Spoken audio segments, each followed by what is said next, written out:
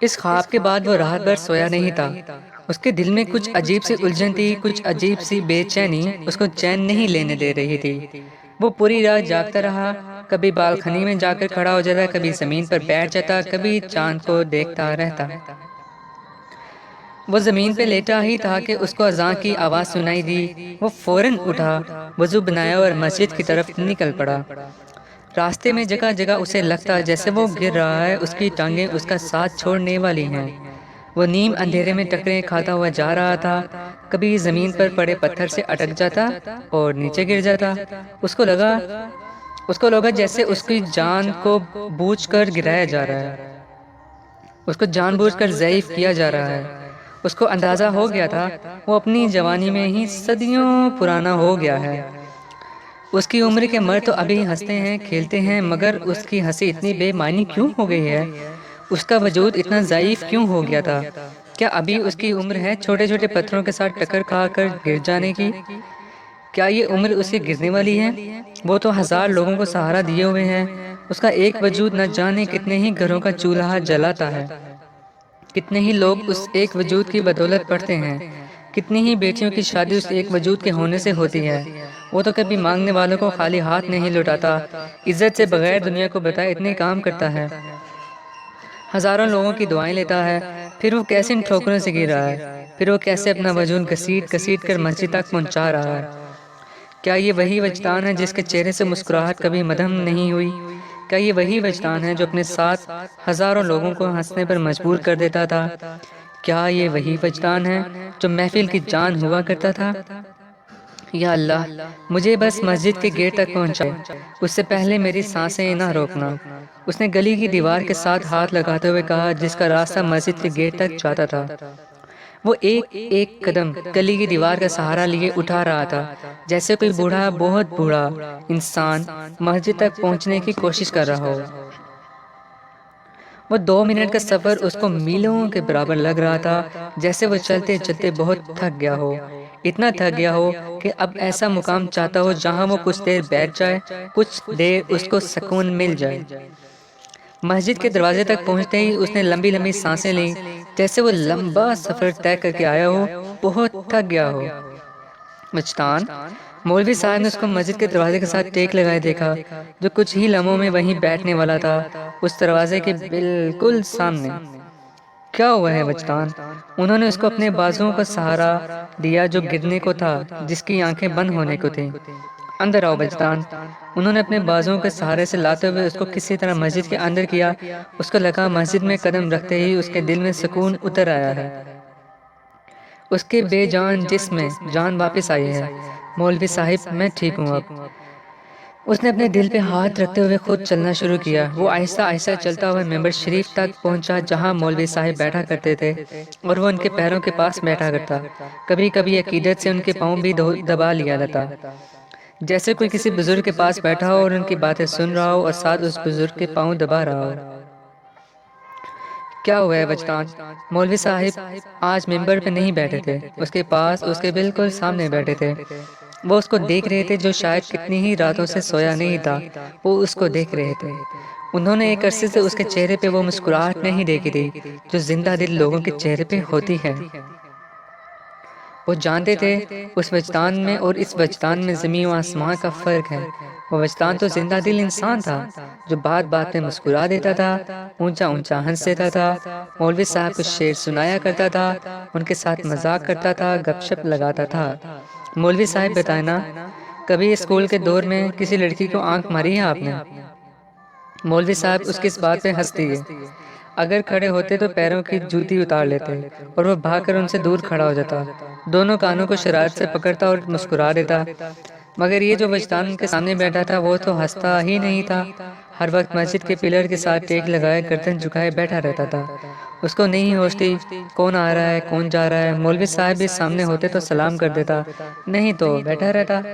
بغیر کچھ پڑھے وہ کتنے ہی گھنٹوں وہاں گزار دیتا اور بغیر مانگے پھر اٹھ جاتا، جیسے اس نے پہلے سے بہت کچھ مانگا ہے اور اس کی دعا قبول ہونے کا انتظار ہے۔ ان ان کو پتا تھا اس کا دل مر چکا ہے. وہ جو اپنے لیے کچھ نہیں مانگتا تھا وہاں پہ ہر آتا جاتا اس کو دیکھتا اور ہاتھ اٹھا کے دعا کرتا. وہ ہر ایک کے دل میں گھر کیے ہوئے تھا. ہر کوئی اس سے محبت کرتا تھا. محلے کا ہر مسئلہ اسے ڈسکس ہوتا تھا. مگر پچھلے کچھ عرصے سے وہ خود اپنے آپ میں نہیں تھا. جسم تو اس کا اپنا تھا مگر روح اس میں کسی اور کی تھی. وہ جس وجدان کو سب جانتے تھے وہ مر گیا تھا. وہ وجدان ان کے سامنے بیٹھا تھا. وہ تو کوئی روگی تھا, کوئی دیوانہ. وجدان, اتنی محبت تم اللہ سے کرو تو کیا کچھ نہیں مل جائے تمہیں؟ مولوی صاحب نے اس کا جھکا سر دیکھ کر بہت نرم انداز میں کہا. مولوی صاحب کی اس بات پہ اس نے اپنا سر اوپر کیا. اس کا دل ایک دم کانپا اور اس کپکپاہٹ نے اس کو پورے وجود کو اندر سے ہلایا. مانسہرہ سے احمدآباد پہنچنے میں ان کو تقریباً 25 منٹ لگے. وہ کچھ ہی وقت بعد ایمرجنسی پہنچ گئے تھے. زمینہ کو ایمبولینس میں ہی چھوڑے شہاب اور سلطان ڈاکٹر اسلم جدون کے کلینک گئے. ہسپتال میں ان کا الگ سے کیبن تھا. ان کو ڈاکٹر جدون کا ڈاکٹر بابر خان نے بتایا تھا. ڈاکٹر صاحب کہاں ہیں؟ شہاب نے باہر کھڑی نرس سے پوچھا. ڈاکٹر صاحب تو آپریشن تھیٹر میں ہیں. کتنے وقت میں آئیں گے؟ یہ تو کچھ نہیں کہہ سکتے میں. ہماری بہن ہے ایمبولینس میں. ڈاکٹر بابر نے ہمیں ڈاکٹر جدون کا بتایا تھا. ہمیں ان سے فوراً ملنا ہے. شہاب نے پریشانی سے گھڑی دیکھتے ہوئے اس کو بتایا.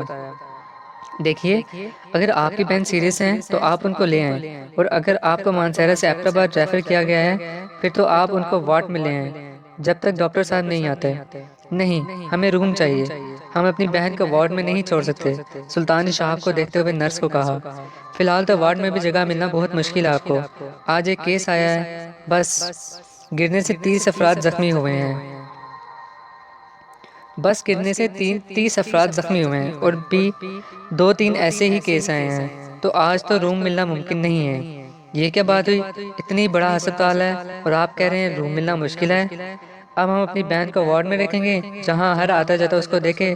سلطان نے جذباتی انداز میں اس نرس کو کہا جو اپنی ہی بات سے تھوڑا سا کنفیوزڈ ہوئی تھی. کیا ہوا ہے؟ کچھ نہیں ڈاکٹر صاحب, یہ لوگ کہہ رہے ہیں ڈاکٹر بابر خان نے ان کو ریفر کیا ہے یہاں. نرس نے ڈاکٹر کے آتے ہوئے ان دونوں کو دیکھ کر وضاحت دی. جی بالکل, مجھے خان صاحب نے بتایا تھا. لے آئیں آپ پیشنٹ, ڈاکٹر جدون نے کلینک کی طرف جاتے ہوئے کہا. لیکن ڈاکٹر صاحب یہ کہہ رہے ہیں یہاں روم کوئی نہیں خالی. ہم اپنی بہن کو وارڈ روم میں نہیں رکھ سکتے. شہاب نے نرمی سے ڈاکٹر کو دیکھا اور آرام سے کہا. ابھی تو ہم ان کو روم میں شفٹ بھی نہیں کریں گے. خان صاحب نے ان کو کنڈیشن کا مجھے بتا دیا ہے. وہ 4 دن سے بے ہوش ہیں. ہم ان کو آئی سی یو میں رکھیں گے. ان کے ٹیسٹ ہوں گے. ابھی تو ان کو انڈر آبزرویشن رکھنا ہے. جب ان کو ہوش آئے تو پھر روم میں شفٹ کریں گے. جی ڈاکٹر صاحب, بہت بہتر. ابھی آپ ان کو لے کر آئیں. جس حساب سے خان صاحب نے مجھے بتایا ہے ہم سے نہ ہو سکا تو ہم ان کو پنڈی ریفر کر دیں گے. ڈاکٹر صاحب کی اس بات پہ سلطان نے شہاب کو دیکھا جس کا دل شاید اس سے زیادہ ڈرا ہوا تھا, اس سے زیادہ کانپ رہا تھا. کیا مطلب مولوی صاحب, کیا میں اللہ سے محبت نہیں کرتا؟ اس نے بہت حیرت سے خالی آنکھوں سے مولوی صاحب کی طرف دیکھا. وہ کیسے نہیں کرتا اللہ سے محبت؟ 5 وقت کی نماز پڑھتا ہے, قرآن پاک کی تلاوت کرتا ہے, اس کے بندوں سے حسن سلوک سے پیش آتا ہے, جھوٹ نہیں بولتا, دھوکہ نہیں کرتا, کسی کی دل آزاری نہیں کرتا. پھر وہ کیسے اللہ سے محبت نہیں کرتا؟ اس نے مولوی صاحب کو دیکھتے ہوئے اپنے دل میں کہا. یہ سوال تم اپنے آپ سے کرو وجدان, کیا تم اللہ سے اتنی ہی محبت کرتے ہو جتنی اس لڑکی سے؟ آج پہلی بار ایسا ہوا تھا مولوی صاحب نے ڈائریکٹ اس لڑکی کا حوالہ دے کر پوچھا تھا. وہ ہمیشہ ڈھکے چھپے الفاظ میں ایک دوسرے سے گفتگو کرتے تھے, مگر آج مولوی صاحب نے کوئی لحاظ نہیں رکھا تھا. اس سے منہ پر پوچھا تھا. مولوی صاحب کی اس بات پہ اس نے ایک بار پھر ان کو دیکھا. اس کو سمجھ نہیں آیا مولوی صاحب اس کو کیا کہہ رہے ہیں, اس کو ایسا کیوں کہہ رہے ہیں. اس کو پتا تھا مولوی صاحب اس کو جانتے ہیں. ان کو پتا تھا وہ 5 وقت کا نمازی ہے, لوگوں کی مدد کرتا ہے, اچھے اخلاق سے پیش آتا ہے. پھر وہ کیوں اسے ایسے پوچھ رہے ہیں؟ وجدان, پوچھ رہا ہوں میں کچھ. مولوی صاحب نے اس کی خالی آنکھوں میں دیکھتے ہوئے ایک بار پھر اپنی بات دہرائی. مولوی صاحب مجھے سمجھ نہیں آ رہی, آپ کیا پوچھنا چاہتے ہیں؟ پتر, میں یہ پوچھ رہا ہوں جتنی محبت تم اس سے کرتے ہو کیا اللہ سے بھی اتنی ہی کرتے ہو؟ کیا اللہ کی محبت بھی تم ایسی ہی شدت سے کرتے ہو؟ کیا کبھی تم اللہ کی محبت میں ایسے روئے ہو؟ کیا کبھی اللہ کی محبت میں تم جوگی بن کر مسجد میں بیٹھے ہو؟ کیا کبھی اللہ کی محبت میں تم نے اللہ کو ہی مانگا ہے؟ کیا اللہ کی محبت میں تم رات رات پر جاگے ہو؟ مولوی صاحب اس سے پوچھتے گئے اور وہ ان کو بغیر پلک جھپکتے دیکھتا رہا. اس نے اپنی آنکھیں بند کیں۔ اس کو کبھی ایک لمحہ بھی ایسا نہیں یاد آیا جب وہ اللہ کی محبت میں رویا ہو، جب وہ اللہ کی محبت میں رات رات بھر جاگا ہو، جب اس نے اللہ کی خوشی کے لیے اپنی نیند قربان کی ہو، ان کی حمد و ثنا کی ہو، اس نے اللہ سے اللہ کو ہی مانگا ہو۔ اس کے دل میں ندامت آنے لگی، آنکھوں میں نمی آئی، ہونٹوں پہ ایک مکمل خاموشی چھا گئی۔ اس کے پاس بولنے کے لیے کچھ نہیں تھا، اس کے پاس مولوی صاحب کی کسی بات کا کوئی جواب نہیں تھا۔ وہ یہ کیا کہتا ان کو؟ وہ تو ایک لڑکی کی محبت میں جوگی بنا پھرتا ہے، وہ تو اللہ سے ایک لڑکی کو مانگتا ہے۔ اس نے تو کبھی نہیں کہا اللہ مجھے اپنی محبت دے دے، اللہ مجھے تو ہی چاہیے، مجھے تیرے سوا کوئی نہیں چاہیے۔ خاموش کیوں ہو گئے ہو وجی؟ کوئی جواب نہیں ہے تمہارے پاس؟ مولوی صاحب نے اس کا جھکا سر کانپتے ہونٹ دیکھ لیے تھے، ان کو اپنا جواب مل گیا تھا۔ وجی جب تم محبوب سے زیادہ کسی کو چاہو گے تو اس سے کس منہ سے کچھ مانگو گے؟ مولوی صاحب نے اس کے دل پر دوسرا وار کیا، اس کو بہت غور سے دیکھا جو اب بھی نظریں جھکائے بیٹھا تھا۔ وجی تم مجھے بتاؤ، تمہیں اگر کسی سے کچھ چاہیے ہو، تمہیں پتا ہو اس کے سوا کوئی تمہیں وہ چیز نہیں دے سکتا اور تم اس سے محبت ہی نہ کرو، تو تمہیں کیا لگتا ہے وہ تمہیں وہ چیز دے گا؟ وجی وہ تو رب کائنات ہے، پوری کائنات کا رب، جس نے یہ پوری دنیا بنائی ہے، جس نے ہمیں کیا کچھ نہیں دیا، جس کی ایک ایک سانس کا ہم شکر نہیں ادا کر سکتے، وہ ہم سے بدلے میں کیا مانگتا ہے؟ فقط ایک محبت۔ اور ہم کیا کرتے ہیں وجی؟ اس کی محبت، اس کی مخلوق کے ایک بندے کو وقف کر دیتے ہیں اور پھر اس سے محبت مانگتے ہیں۔ وجی ایک بات یاد رکھو، اللہ رب العزت اپنی محبت میں شراکت کبھی بھی برداشت نہیں کرتا تھا۔ وہ اپنے بندوں سے 70 ماؤں سے زیادہ محبت کرتا ہے، اور ہم کیا کرتے ہیں؟ ایک شخص کی خاطر اس کے ساری محبتوں کو بھول جاتے ہیں، اور پھر بے بسی کی حد تک تو دیکھو، ہم اسی سے اس کی جگہ کسی اور کو مانگتے ہیں۔ تو کیا کوئی محبوب برداشت کر سکتا ہے اس کا محبوب اسی سے کسی اور کو مانگے؟ تمہیں کیا لگتا ہے وجی پھر وہ تمہیں سکون دے گا؟ میں نے تمہیں پہلے بھی سمجھایا تھا، اللہ رب العالمین سے اسی کو مانگو، اسی کے ہو جاؤ۔ یہ دنیا کی محبت فانی ہے وجدان، کیا تمہیں اس دنیا کی محبت نے ایک دن بھی سکون دیا ہے؟ کیا تم اس سے محبت کے بعد کیا تم اس محبت کے بعد ایک رات بھی سکون کی نیند سوئے ہو؟ کیا اس محبت کے بعد تم کبھی دل سے مسکرائے ہو؟ جس محبت میں تم دیوانے بن گئے ہو، دنیا سے کنارہ کشی اختیار کر لی ہے؟ کیا اس محبت نے ایک لمحے کے لیے تمہیں سکون بخشا ہے؟ بچتان یہی محبت تم اللہ رب العزت سے کرتے، اس کی محبت میں دنیا سے کنارہ کش ہو جاتے، اس کی محبت میں مسجد کے پلر کے ساتھ ٹیک لگا کر آنسو بہاتے، اس کی محبت میں دیوانے ہو جاتے، اس کے محبوب کے نام پر خود کو قربان کر دیتے، تو کیا تم اسی حالت میں ہوتے؟ ایسی حالت تمہاری ہوتی کیا جس حالت میں تم ابھی میرے سامنے بیٹھے ہو؟ بچتان مجھے تمہیں دیکھ کر بہت دکھ ہوتا ہے، بہت افسوس ہوتا ہے، تم نے فقط ایک لڑکی کے لیے اپنا یہ حال بنا لیا ہے۔ تم اتنی ہی شدت سے محبت اس ذات سے کرو، وہ تمہیں نور ہی نور کر دے گا۔ جتنے صدق کے دل سے محبت تم ایک لڑکی سے کرتے ہو، اس سے زیادہ اللہ سے کرو، اس کو مانگو وجی، وہ تمہیں مانگنے میں اپنا آپ دے گا، خود کو تمہارے حوالے کر دے گا۔ تم کبھی اس طرح چل کر نہیں آؤ گے جس طرح تم آج آئے ہو۔ مولوی صاحب نے دکھ سے ایک آہ بھری اور اس کو دیکھنے لگے، جو اپنے دل پہ ہاتھ رکھے سر کو جھکائے ان کو سامنے بیٹھا ہوا تھا۔ وجی اس سے زیادہ محبت اپنے محبوب سے کسی نے نہیں کی ہے، نہ کوئی کر سکتا ہے۔ انہوں نے آسمان کی طرف اپنی انگلی کرتے ہوئے کہا، وہ بھی محبت کرتا ہے، اپنے محمد صلی اللہ علیہ وآلہ وسلم سے محبت کرتا ہے، اپنے احمد صلی اللہ علیہ وآلہ وسلم سے محبت کرتا ہے۔ چلو وجی میں تمہیں بتاتا ہوں اللہ پاک اپنے محبوب سے کس نوعیت کی محبت کرتا ہے۔ یہ تو تم نے سنا ہی ہوگا، اللہ رب العالمین نے اپنے محبوب کی محبت میں زمین آسمان بنائے، یہ جہاں بنائے، یہ دنیا بنائی۔ میں تمہیں بتاتا ہوں اس رب نے اپنے محبوب سے اور کس انداز میں محبت کی ہے۔ اس رب نے اپنے محبوب کا نام محمد صلی اللہ علیہ وآلہ وسلم رکھا ہے، احمد صلی اللہ علیہ وآلہ وسلم رکھا ہے۔ اب میری بات غور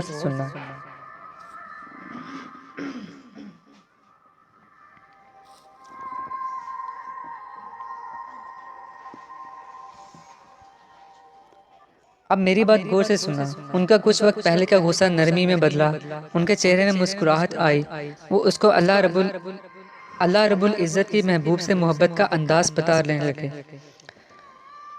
اب تو محمد صلی اللہ علیہ وسلم کا میم ہٹاؤ تو پیچھے کیا بچتا ہے؟ حمد، یہی بات ہے نا، انہوں نے اس کو دیکھتے ہوئے کہا جو مکمل دھیان سے ان کو سن رہا تھا۔ اب اللہ تعالیٰ نے اپنے محبوب کو دوسرا نام دیا احمد۔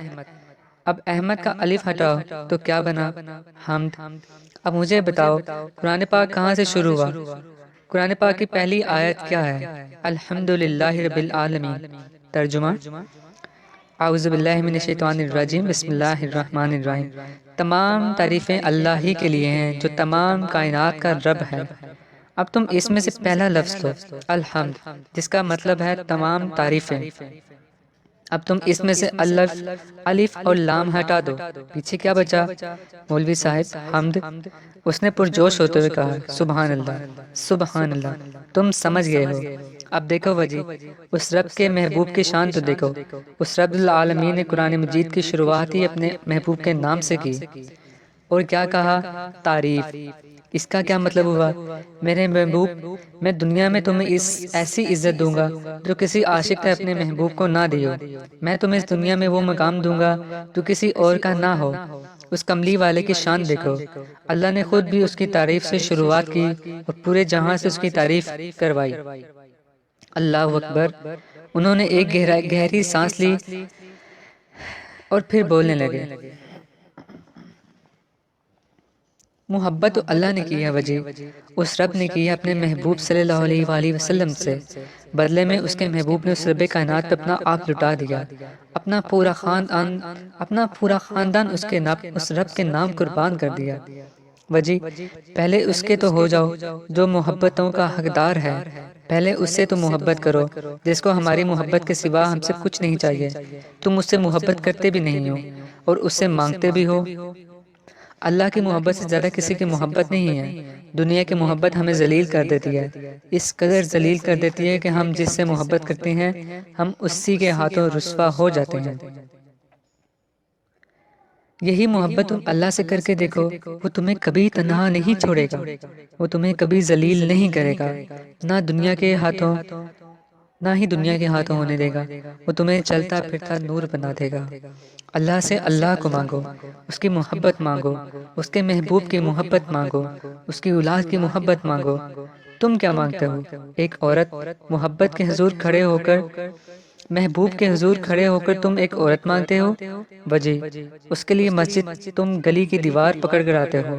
تم اس سے وہ محبت مانگتے ہو جس نے تمہیں صدیوں پرانا کر دیا ہے، تمہیں تمہاری جوانی میں ہی ضعیف بنا دیا ہے۔ مولوی صاحب کا وہ نرم لہجہ ایک بار پھر سخت ہوا۔ ان کے چہرے کی وہ مسکراہٹ جو خدا اور اس کے محبوب صلی اللہ علیہ وآلہ وسلم کی محبت پہ آئی تھی، اس کی محبت پر پھر غائب ہو گئی، اور وہ دل میں ڈر، ندامت، خوف لیے ان کو سنتا رہا۔ فاطمہ وجدان کو کیا ہوا ہے؟ اماں کچھ نہیں بتایا اس نے مجھے۔ انہوں نے دسترخوان پہ بیٹھے ہوئے بیٹی سے پوچھا جو کچن میں کھڑے ناشتہ بنا رہی تھی، اماں آپ ایک بار پھر کیوں نہیں چلی جاتی زرمینہ کے گھر؟ فاطمہ نے انڈا فرائی پین میں ڈالتے ہوئے کہا، اب ہم کیسے جائیں ان کے گھر؟ انہوں نے اسی دن ہمیں کہہ دیا تھا ہم اپنے خاندان سے باہر رشتے نہیں کرتے۔ انہوں نے تسبیح کا دانہ پھیرتے ہوئے کہا، اماں اب ایک بار میں تو کوئی ہاں نہیں کر دیتا نا، آپ پھر جائیں ان کے گھر۔ فاطمہ وجی کی یہ حالت تم سے اگر نہیں دیکھی جاتی، میں تو پھر ایک ماں ہوں، میرا گلاب کی طرح کھلتا بچہ بالکل مرجھا گیا ہے۔ اس کے چہرے پہ مسکراہٹ دیکھنے کو میں ترس گئی ہوں۔ تمہیں نہیں پتا، اس کو دیکھ کے میرا دل خون کے آنسو روتا ہے۔ مجھے میرے اندر سے خون کی بو آتی ہے، مگر میرے ہاتھ میں کچھ نہیں ہے۔ میرے ہاتھ میں اگر ہوتا، میں اس لڑکی کو آج ہاتھ سے پکڑ کر لے آتی، اپنے بیٹے کے ہاتھ میں اس کو دیتی۔ یہ لو وجی، اپنی زرمینہ لو، وہ زرمینہ جو تمہاری خوشی ہے، تمہاری مسکراہٹ ہے، مگر میرے پاس میں نہیں ہے کچھ۔ انہوں نے اپنی آنکھوں سے آنسو صاف کرتے ہوئے کہا، اماں آپ میرے کہنے پہ ایک بار پھر چلی جائیں نا۔ اب وہ کچن سے ماں کے پاس آئی تھی کہ ان کے پاس بیٹھی، فاطمہ ہم پہلے بھی تمہاری اور وجی کی خاطر گئے تھے، وہ لڑکی بہت پیاری ہے، مگر کچھ چیزیں قدرت کی طرف سے ہی ممکن نہیں ہوتی۔ پھر کیا ہوا؟ جو چیز ممکن ہی نہیں ہے، جو چیز قدرت کی طرف سے ہی ممکن نہیں ہے، اس میں میں اور تم کیا کر سکتے ہیں؟ انہوں نے ایک سرد آہ بھری اور بیٹی کو دیکھنے لگی جو نظریں جھکائے گہری سوچ میں گم تھی۔